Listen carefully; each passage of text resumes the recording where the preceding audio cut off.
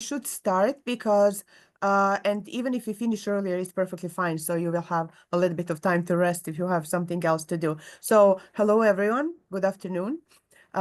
I'm Ljiljana Duraskovic, and I am an assistant dean for undergraduate studies at the Associate Dean Office, Dr. Adriana Helbig's office, and I'm also a teaching professor at the Department of Slavic Languages and Literature. So today we are going to talk about supporting international undergraduate student learning at the University of Pittsburgh. So before I start talking about the topic, I would like you just to briefly introduce yourself, and so we can just give some time so maybe some more people will join us.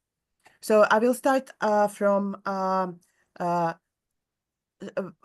maybe I should mention that before we start that. So I have two guests today that I really wanted them to be here for our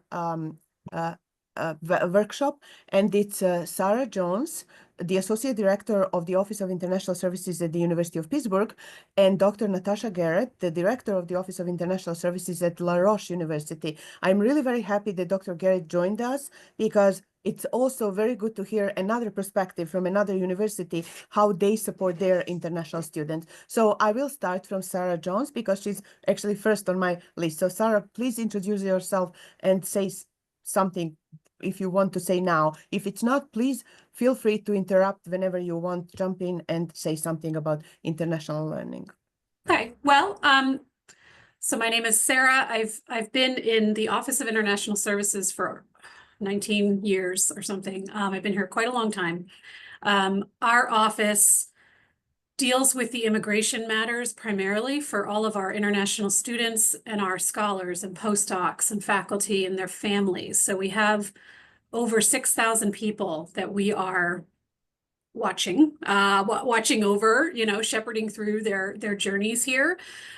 We do some programming for those people. We're not the only office, of course, that does programming for the international population, but we do some of that. But really, our bread and butter is going to be immigration. And so we're advising them, we're processing requests, and I oversee the assistant directors in my office that do that. I do report to our director, Dilo Blau. She is an immigration attorney herself. So she's a wonderful resource. So we have a lot of experience right now. All of our staff members have been here for quite some time. And some of us have, again, I've been here for a very long time. So I've experienced some of the things that we're probably going to be experiencing again in the next few years. And so I think that's good that our office has that historical knowledge. I'm really happy to be here today and just talk about anything you'd like that I can speak to. Yeah. So thank you for inviting me. Thank you, Sarah, because you have been working with international students directly. So I'm really very happy so you can answer all the questions that people have. I also would like to add that Sarah Jones was working when I was an international scholar and the visiting instructor at the University of Pittsburgh. She was working on my international things, like visa and everything else. And I'm really very happy that I know Sarah.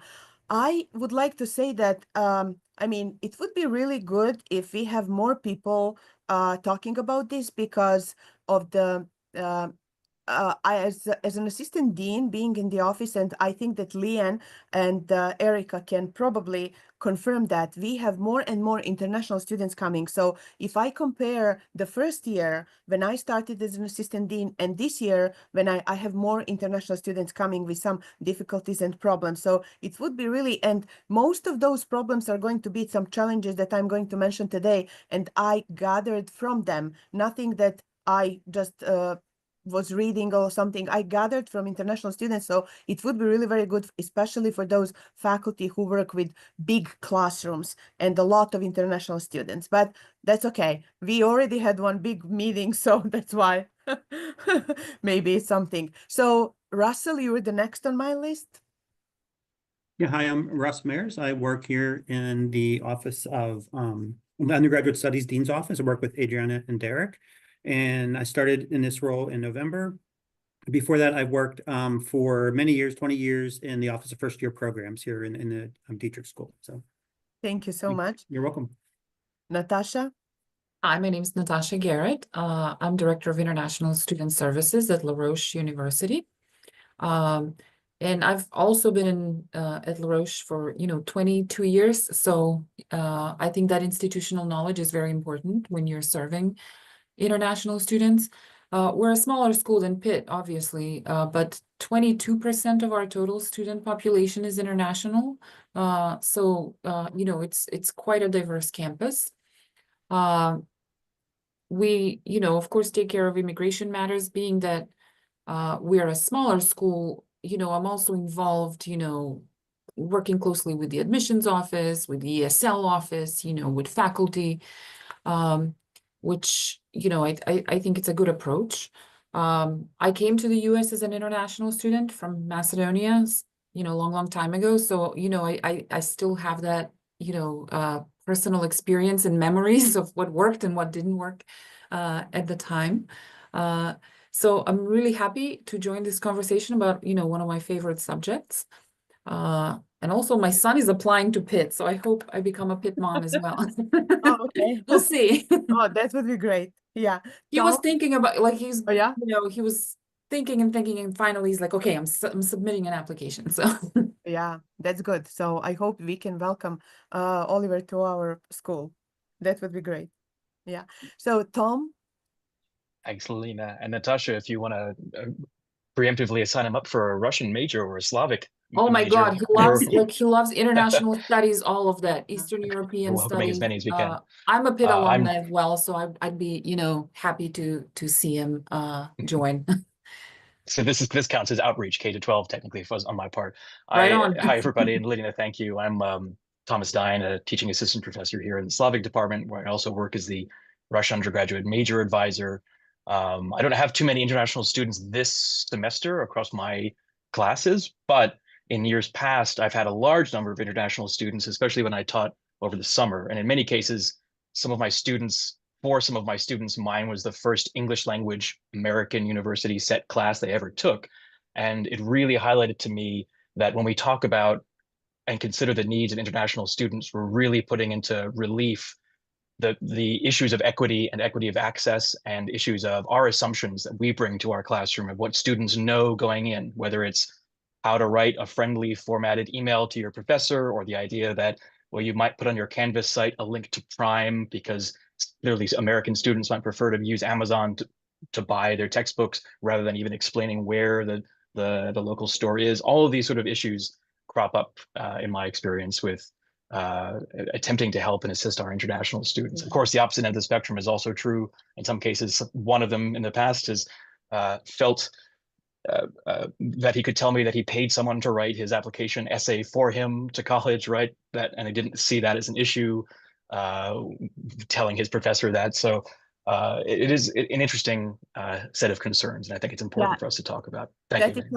That is so interesting. I actually have a part of talking about that, how to present their work, or some other things in the United States. Leanne, you're the next. Hi, I'm Leanne Sukas. I'm in the history department, and I'm also an assistant dean working alongside Ljiljana. I would say that the bulk of my experience with international students, I teach US history actually, has been in the dean's office, and I completely support what she was earlier saying, that the number of international students that come through our desk has increased monumentally. Would we say monumentally? And that the issues are really hard to navigate. And I work with OIS a lot because, I feel like we need partnership for all that, because we have questions about internship, about status and immigration. And I find it a little terrifying that something that can happen that can mean like a student needs to leave the country right away. And we've had that happen. And a lot of what we deal with in the dean's office is life-altering for students, but this is like next level life-altering is when they have to leave the country. So we're super diligent, learning our way around it and trying really hard to navigate something that is very complicated, I think, at its start. So I'm really looking forward to the meeting. Yeah, it's really what Leanne said, it's really very difficult when the student comes and they're asking to withdraw from classes because, it's just very complex to finish the class or some other reasons for that. And you cannot withdraw the student from class because of the visa status of the number of credits or something. It's really very, very difficult for all of us. And, you just feel, you have that feelings, especially if you're an international student and you know what's going on behind the scenes. So it's really very difficult. So the next here is Amani. Oh, hi, Amani Ataya. I'm a teaching professor in the linguistics department and director of undergraduates for the Arabic major. I've worked at Pitt since 2006, and I was an international student, though not in the USA, so I know how it feels to be in a new place and worried about your studies and worried about, how do you cope, worry about the weather that is so different. I come from Egypt originally, and where I went to school, it was always like cold and snowing, and both my daughters were international students when we first moved to the US at Pitt. And like Ljiljana said, yes, the number of international students have immensely increased, and I see many, many more of them in my culture courses. Yeah. A lot of Arab students attend my classes, and there are a lot of issues, and I'm always worried about them. And I'm always proud of them when they somehow manage from beginning. Like I see them when they first get to Pitt, and I see them in their, senior year, and they're completely changed, and it just makes me so proud. So I'm really, really interested in this conversation. Thank you, Amani. Erica. Hi, everyone. I'm Erica. I'm a teaching associate professor in the Department of Biological Sciences. I'm also an assistant dean, so I've had a handful of cases. This is my first year in the dean's office, so I've had a handful of cases with international students. And as Leanne was saying, things that are maybe simple for a student that's not international requires a few extra steps to make sure that we're not going to jeopardize their status or financial aid or anything. And so it's definitely a different kind of case. I will also say that I teach large lecture courses in biology, and I have a lot of pre-med students. And so I get a ton of international students in my classes. Yeah. And I find particularly in intro bio, that, first year course, that not only is it difficult to learn something in a different language, it's also incredibly hard to learn something very technical in a different language. And so the sort of biology language that they're expected to learn on top of the challenge of learning it in English faces, or I think creates, a barrier for a lot of students, particularly in that first course. And then my only other experience really with international students that I've noticed is, there can be global events going on that are impacting international students and their families more directly. And, I've had students that have, had to deal with that and navigate those challenges while also focusing on their studies. And so I hear about that from students around exams and the stress of kind of being away from home, and then also, having to deal with what's going on in the world that maybe their peers aren't as concerned with. And so I think that just adds an extra layer to the experience for students. Thank you, Erica. I'm really very interested to hear your opinion about international students and their challenges in classes, because I know that most of those international students are actually in classes like biochemistry, etc. We do have, I'll show you the number of students, and District School of Art and Science has the most students of international students, but they are mostly in classes, science classes. But yeah, Olga Blackledge. Hi, everybody. I'm a visiting assistant professor at their Slavic department, and I teach a large lecture course. And just like Erica said, I have a lot of international students in it. And actually, with the years, I've taught this course for several years. The number of international students is increasing. So as an international student myself in the past, I feel like I am quite sensitive to their needs and potential problems, but I feel like also it's good to kind of keep this in mind. And I think this conversation is important for me because I do have kind of many situations like have been already described, where students having specific needs that are pertaining to their status or to their even ability to kind of go with the assignments in the class, like for instance, reading, right? Reading big chunks of literature assigned to them.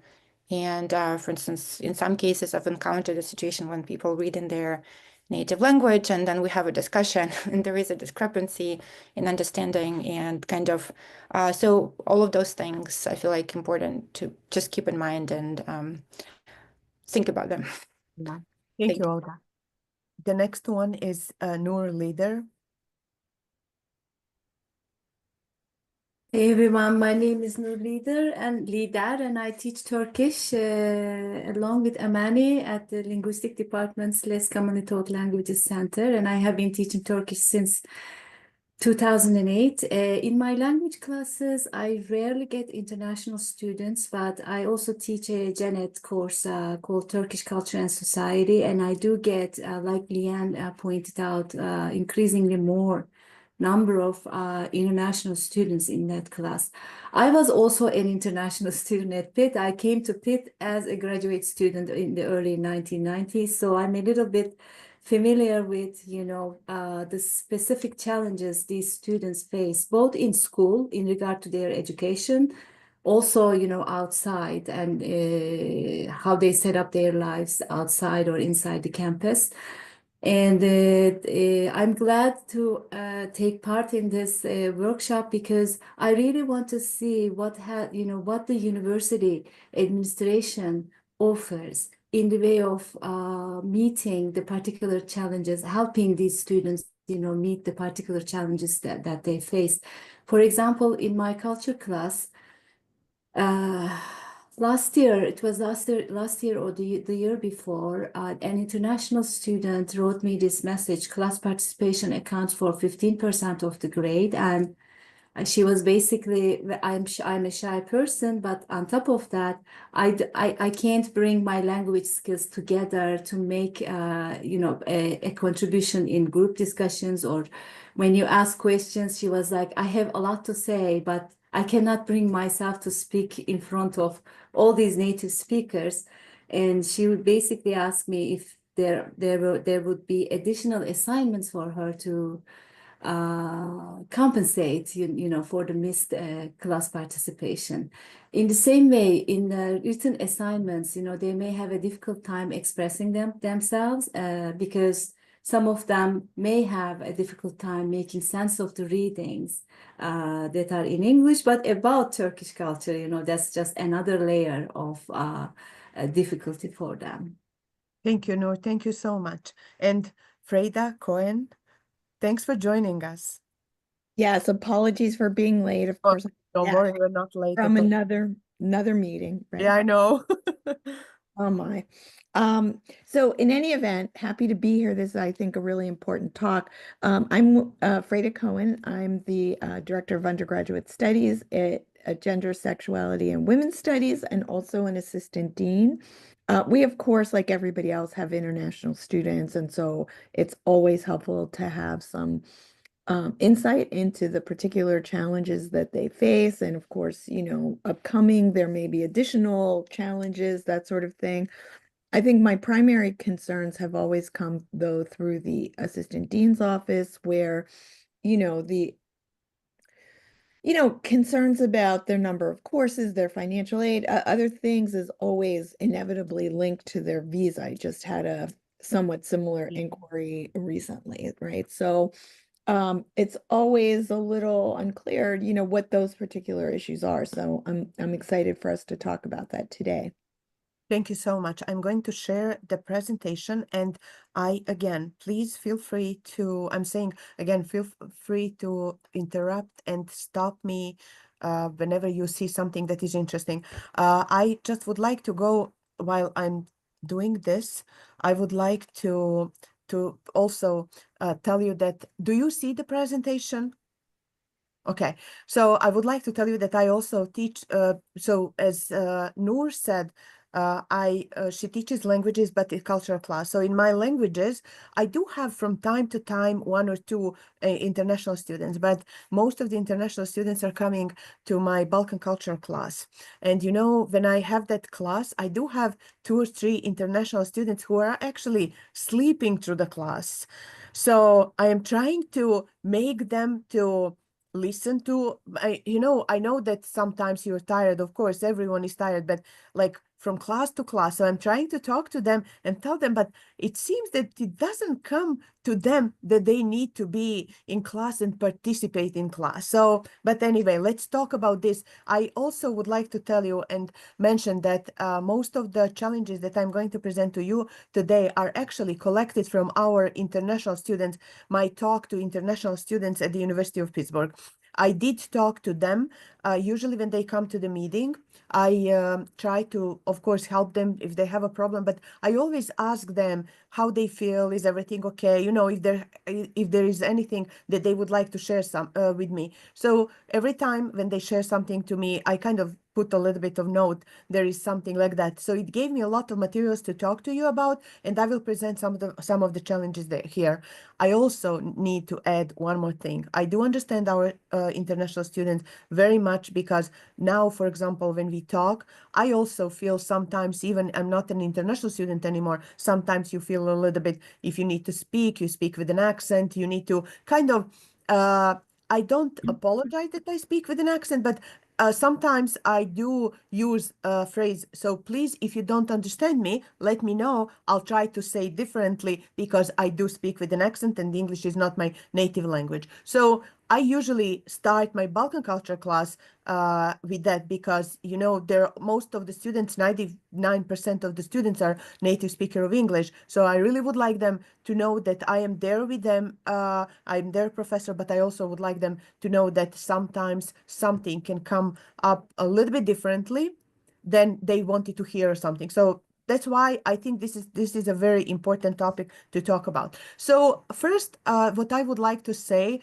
is that I checked our website for the Office of International Services. And again, Sarah, please, if you would like to add something, go ahead and add. So the Office of International Services at the University of Pittsburgh is serving all campuses. And as Sarah mentioned before, around 6,000 international students, scholars, staff, and faculty. So I went through the website and I looked what we have, but I think that you would be interested to see that, for example, last year, based on the report of Office of International Services, in 2023-2024, we had the total of 3,048 international scholars, doctoral students, non-degree students, and 961 of them were undergraduate students. On the left side, you can see the top countries they're coming from. And also, but I didn't want to put just all those numbers, so we just talk about those numbers, the countries that they're coming from, and the pink color here on the left side in the chart is actually the District School of Art and Sciences. So most of the students are the students in District School of Art and Sciences. And in just I wanted to compare the year before that, just to see if the number of international students and scholars is like maybe going up or down. I took a report for 2022-2023, and I see that like undergraduate students, we had 913, which is the number for 2024. It's actually higher. So that means it probably depends. I am sure it depends from year to year. Like our language classes, one year you have more students, another year you have less students.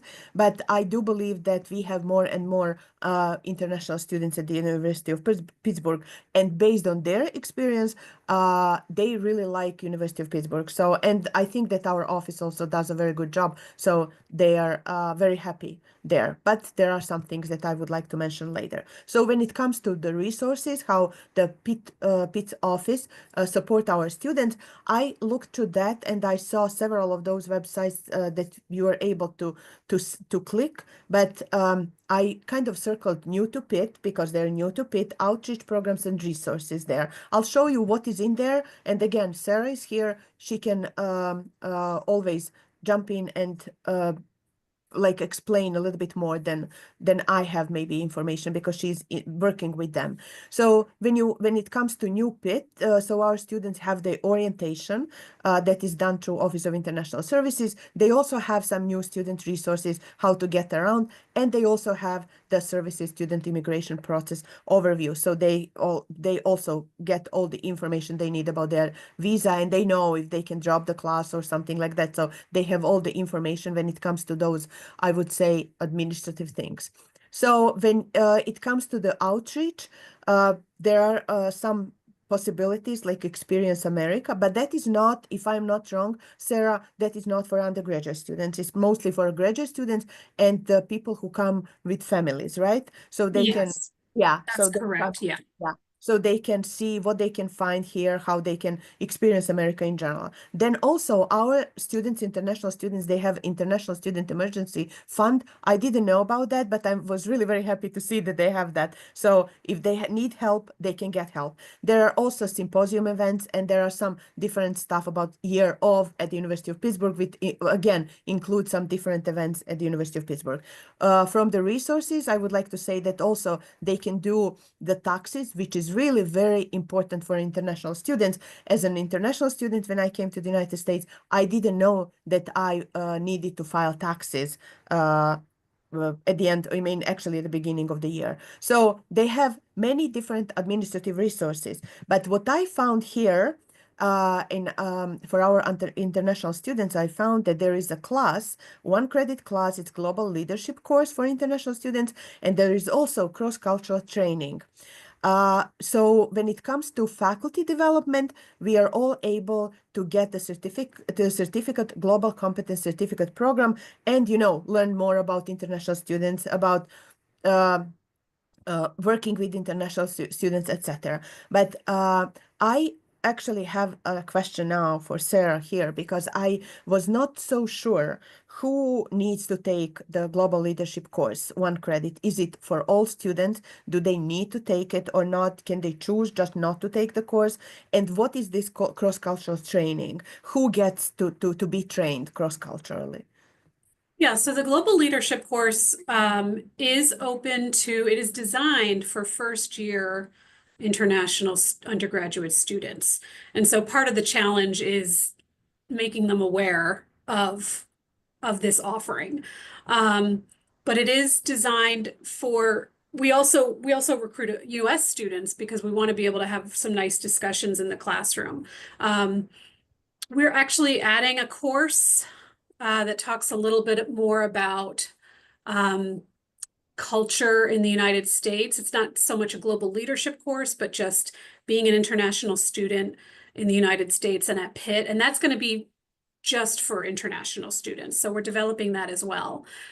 The cross-cultural training is open to anyone at the university. So we have some things that we do through faculty and staff development program, and you'll see those coming up, but we also will just do them on demand. So if, I know that our assistant director for outreach, Katie von Lehman, she goes to departments upon request, and she'll have a little talk with leadership about what they're trying to get to in this session, and she can tailor it as such. And she does things about cross-cultural communication, intercultural competence, things like that. So, and we can do that for any audience, really, faculty and students. So there's quite a bit of options, really, for what we can do. Yeah, thank you, Sarah. That is really very interesting to know that everybody can go through this cross-cultural training, because sometimes I don't think that just international students have challenges studying at the University of Pittsburgh or any university in the United States. I think that also professors who are teaching and the professors who are not used to have students, international students, also are very challenged having international students in their classes. So it's really very important that everybody can have those resources so they can learn about each other, I would say, in that case. Yeah, I agree. Yeah, thanks. So I also reached out to our University Center for Teaching and Learning to check if they have something for how to teach international students, how to engage international students, because it's really very important when it comes academically. It's very important that the University Center for Teaching and Learning is involved in this question. So they said that they offer a workshop on supporting international students as part of the Achievement in Pedagogy badge. I really didn't know about that there is that program, and I'm going to try to find if some classes to take just to see what is going on there. there. And the instructors could request individualized support via consultation. It's really very good that our instructors can request that because, you know, if you need help, you can request that and learn about that. And it's really very good. So, talking to international students in our offices and in assistant dean's office, I kind of gather some information and some challenges that international students are facing at the University of Pittsburgh. So, and I divided them in like 3 groups. So I will talk a little bit about all of them. So the first one is language barriers and communication styles in the classroom. Then we have academic, cultural, and social challenges, and adjusting to different teaching and learning expectations. So when it comes to language barriers and communication style, most of you will recognize some of those difficulties for, or actually I would call it challenges for international students. So difficulty understanding fast-paced lectures or different accents, difficulty understanding idiomatic expressions and informal language used by peers and professors. That is also very, very important to me because I also had a little bit of that thing when I was an international student to understand informal language.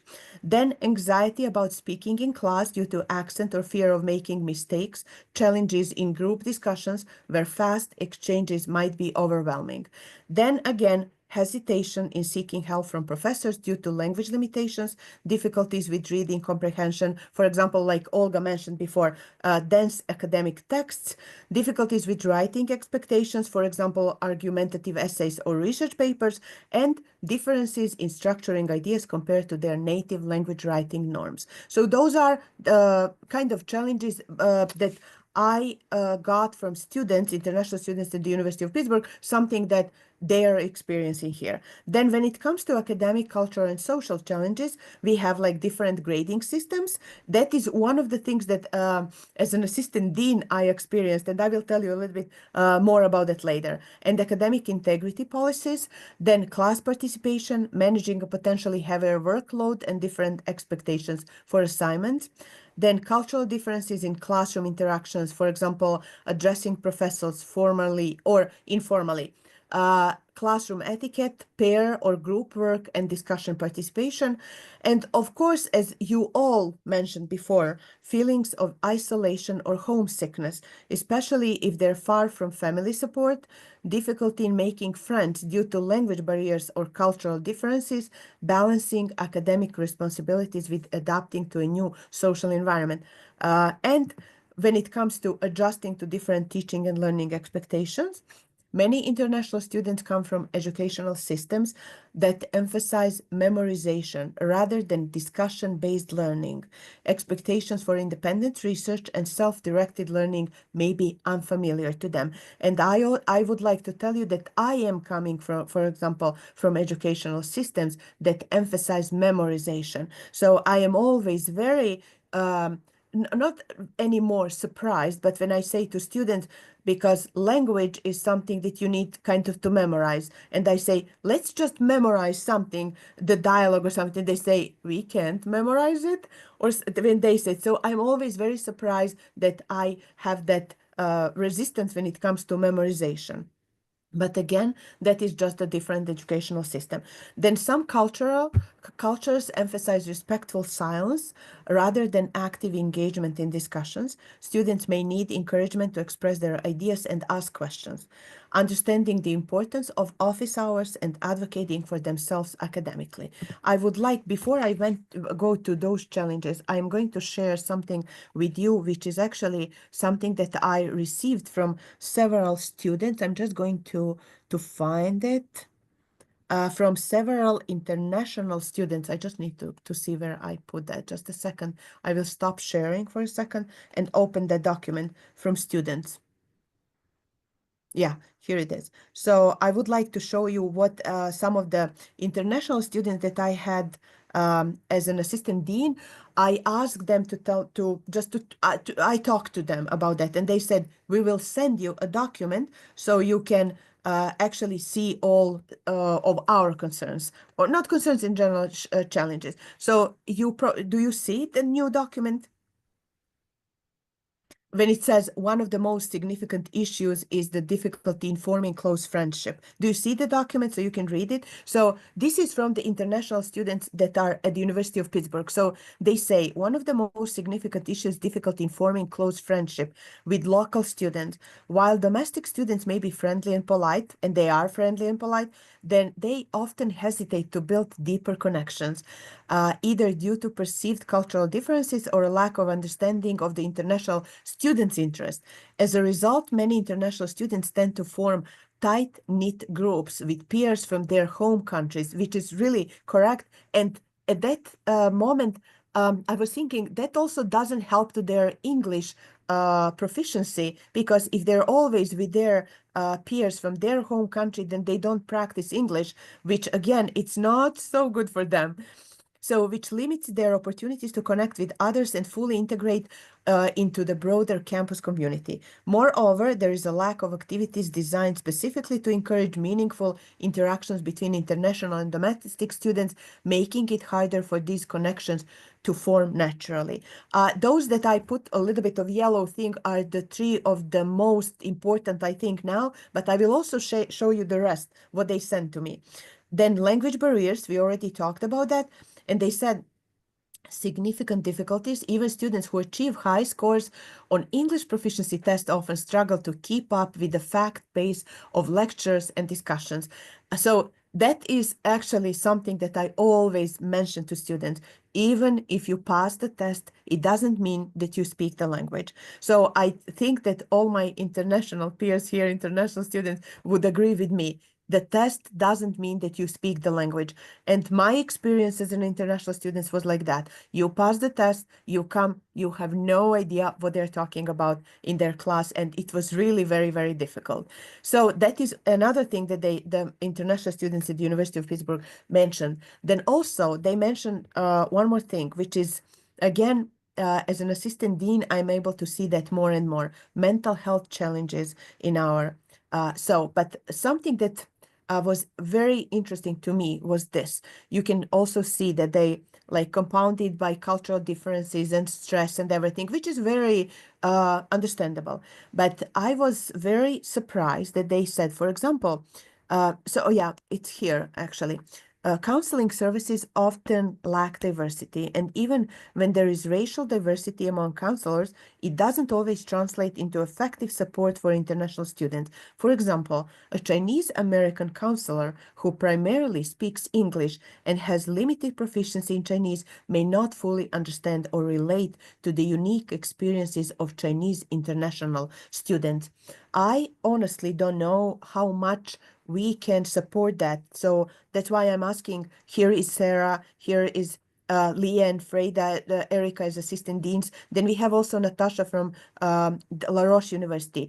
Do you know if there is anything like this to support students with like if they speak another language? So if you need to provide someone who is, let's say, Chinese American or Indian American or something, do we support our students in that way?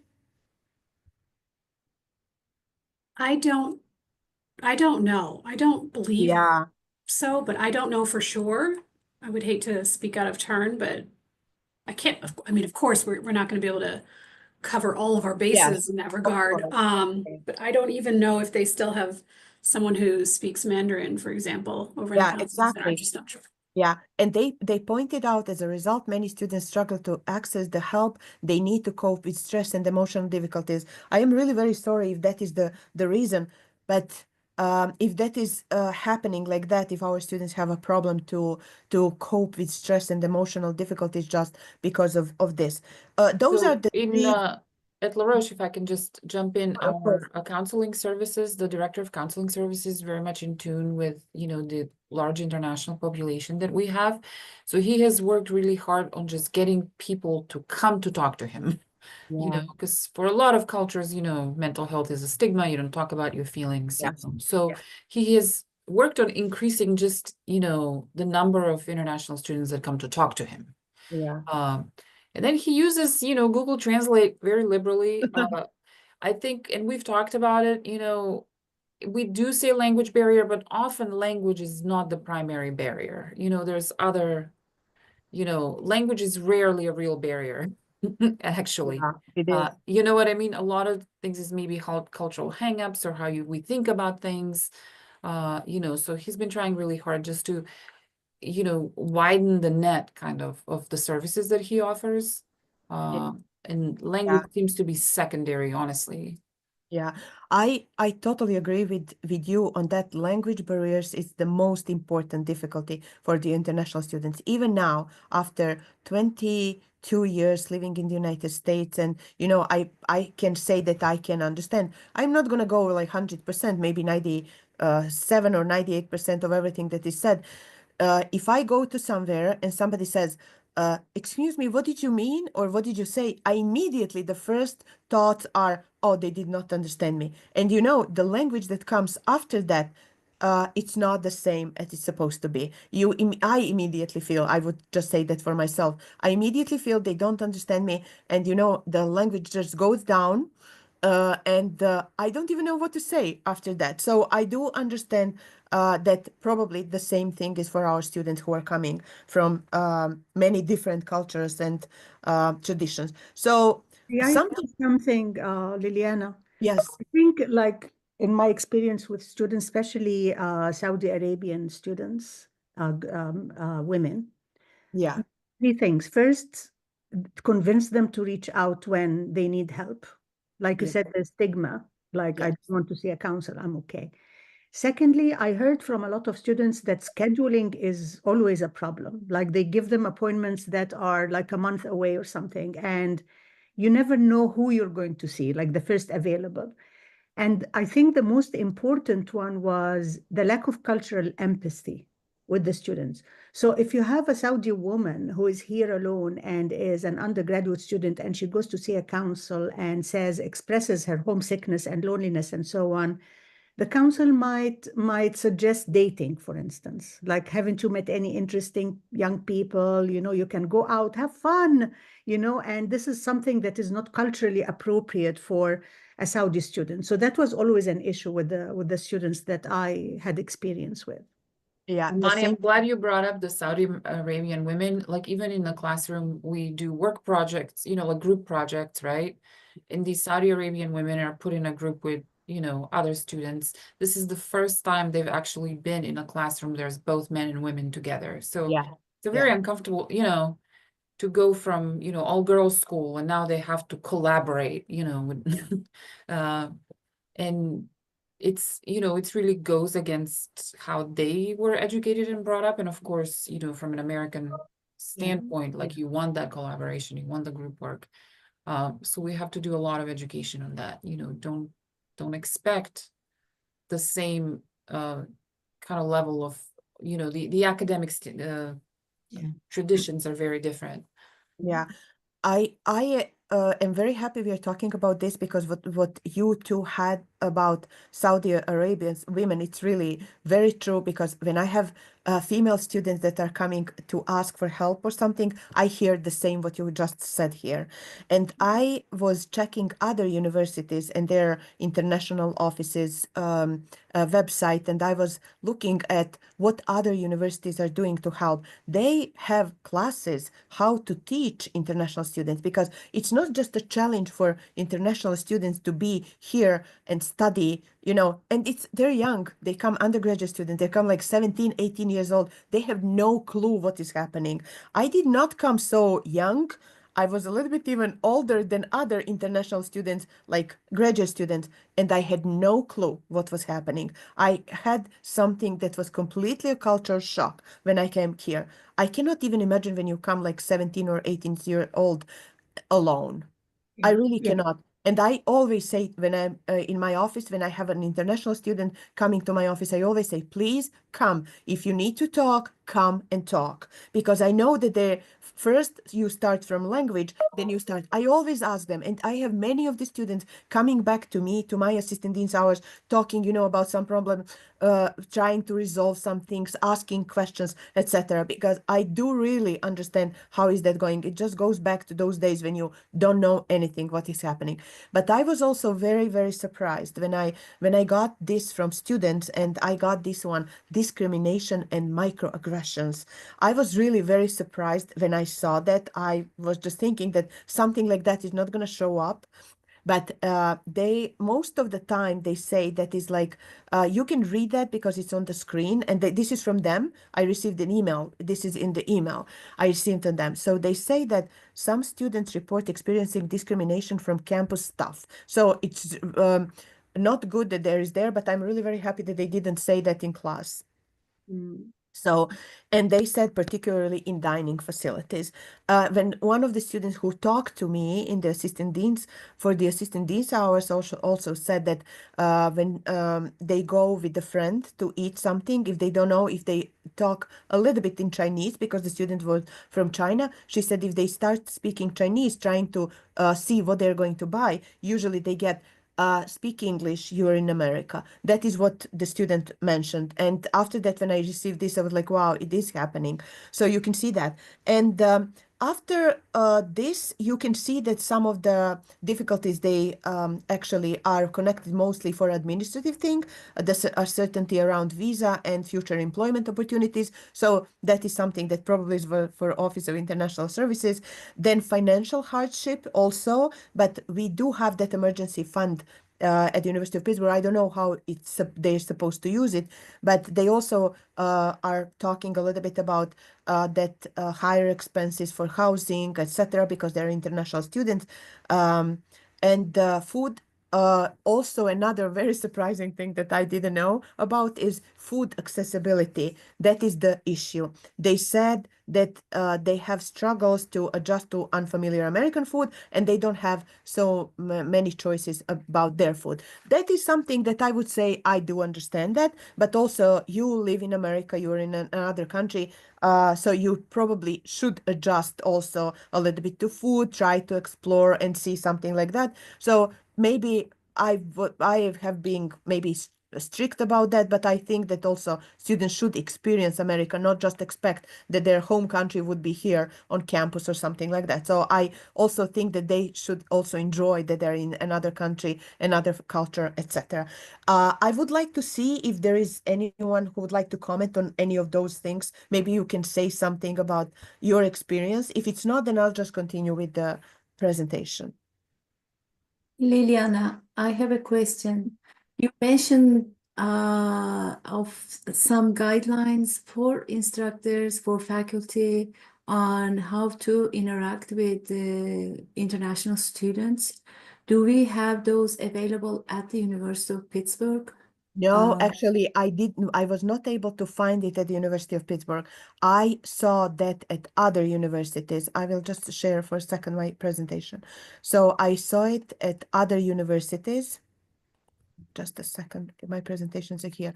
So I saw it at other universities. They have websites, they have documents and guidelines, especially the university. I will show you at the resources, and they were really very helpful. Yeah. Just a second. The university, I have it in sources. I think it's a Baylor University or something like that.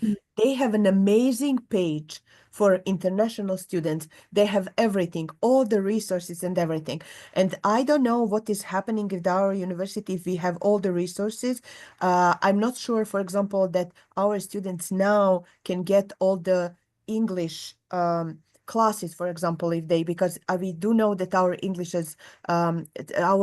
center is working, or I'm not sure how they can actually, Amani, I think that you probably know about that, right? Still working. It's still on. Like I think they gave them, I don't know, 3 years or something. Yeah, Or yeah. they decide what they're going to do. But I think it's important. The ELI is important as a stepping stone. Yes, it is very important, and it would be so good if students can have possibility to go to English classes where other international students are to practice. First, I think the most important thing what I learned here is how to write a paper for classes here. That is something that was very important for me. And also, I also went through classes where you practice a conversation in class, asking questions, everything. I took one conversation and one writing class, and it was very, very helpful for me to see how to write a paper, because the way how we write a paper in our culture is a little bit different from writing paper here, because most of the time you have, for example, for history, for accounting, for something, you write the same paper. Here, you cannot write the same paper, the same type of paper. You know, you need to, for history, you need to maybe give facts or evidence. For accounting, you need to do the chart, you need to do different things. So it's really very important to learn how to write papers. I will now list a couple. I'm just going to check the time. It's 12:50. I'm just going to list some challenges that I, again, gathered from students, and you can take a look and see. Do you see my presentation? So, and it starts first that I learned from students that they have difficulty, most of the students, they have difficulty using Canvas or other classroom materials. So they don't know how to find it. It actually students primarily first year, but not probably just international students, probably all of them, but mostly international students, they are having difficulties of understanding all the details of each class resources and how to set up in the first week of classes, how to find assignments, where to find it, how to submit it, etc. So these are just a little bit of some thought how to maybe support our students. So maybe having a handout with step-by-step instructions how to access material would be helpful, like lecture notes. Also, in the first weeks, it would be good to check if students have difficulties to find needed materials. And for large classes, if you have the TAs, maybe the TAs can check and help students who are not able to find that material online. Then also, there is that thing that we talked about. It's submitting assignment, actually academic integrity and plagiarism. So you would be probably surprised that, for example, many students that are coming from some cultures where shared work is very valuable, and that is a success of individual. So when students from these cultures come to the United States, they do not sometimes understand that they cannot submit similar or identical assignment or an assignment without proper citation. So they do not realize that it's inappropriate. So for domestic students, actually local students, American students, they learn that early on. They know that you can discuss the homework assignment, you can talk about that with your peers, but you cannot submit the similar assignment. So they already know that. International students sometimes do not understand that. So the maybe supporting students is maybe to talk to them and make it clear at the beginning of the semester that group answers are not acceptable for most homework assignments, and submitting a work without proper citation is recognized as plagiarism, even summarizing or paraphrasing. So it would be really very good if your students are writing papers, especially for writing incentive, etc. I think that you should make it clear what is the plagiarism, how to write a paper, what they cannot submit, because I did have several cases of students who had problems with submitting assignments, like being blamed for plagiarism. And I think that they actually did not realize that that was the plagiarism. So, and of course, the students need to know what are the consequences of plagiarism. Then also, something that is very important for students, some students coming from some cultures do not know the office hours meaning. Sometimes the office hours meaning for them is actually for students who are in trouble, not for everyone. So that's why at the beginning of the during the first week, all the instructors should probably make sure that that is the open invitation for questions, for all those explanations for students, etc.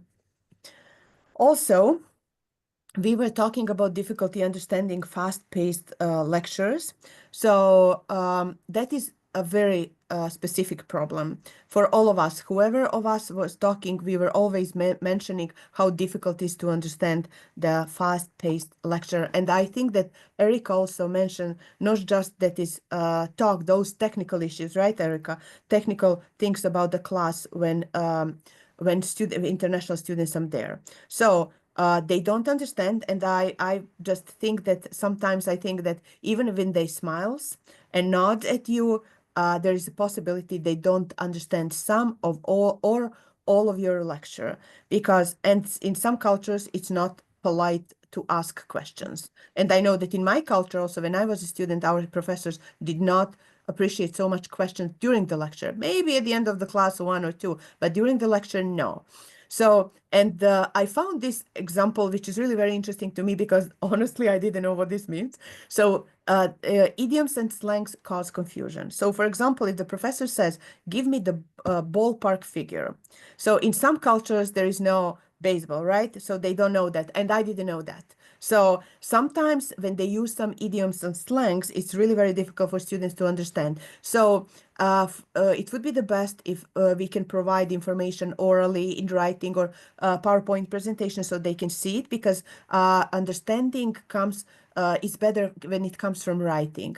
Also, the instructors should probably choose some words if they have more international student metaphors, idioms, or cultural references that the students might not understand. So using synonyms and restatements can help. And also encourage students to make an appointment with you so they can so you can provide other resources.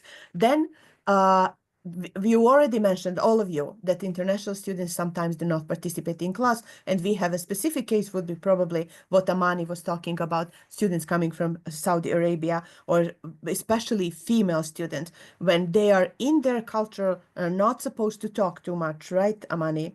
So yeah, so especially in class. So there is first language barriers, there are some cultural references, different communication styles, etc. So this is a little bit specific and very sensitive matter when you have students in class. And those are just a little bit like kind of tips that maybe we can help students. We should be patient, of course, and encouraging. Then we need to allow students some time before they start to speak. So also, they should know how much their discussion is valued in the United States and how much they contribute to that. And sometimes if you see the student that is hesitant to respond, please ask them to speak, because sometimes they just cannot cross that moment to start to speak. Then also, explain your students how to participate in conversations, and be sure the students know when you have office hours and where your office is located.